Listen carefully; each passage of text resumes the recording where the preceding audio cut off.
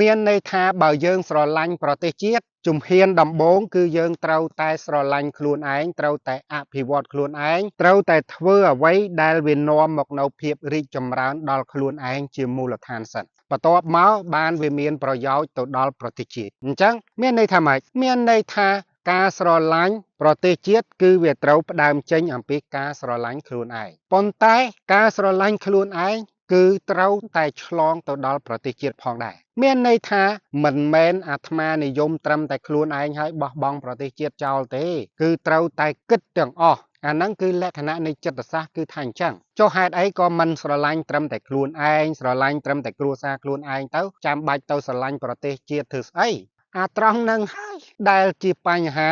ប្រទេសជាតិមួយអាចនឹងរលាយសាបសូន្យនៅពេលដែលប្រជាពលរដ្ឋទាំងឡាយណាមិនរវីរវល់ជាមួយនឹងប្រទេសជាតិជនជាតិមួយនឹងរលាយសាបសូន្យនៅលើពិភពលោកយើងនេះគឺដោយសារតែប្រជាពលរដ្ឋនោះមានស្មារតីស្រឡាញ់តែខ្លួនឯងស្រឡាញ់តែគ្រួសារខ្លួនឯងស្រឡាញ់តែបកពួកខ្លួនឯងមិនស្រឡាញ់ប្រទេសជាតិលទ្ធផលចុងក្រោយគឺធ្វើឲ្យប្រទេសជាតិបាត់បង់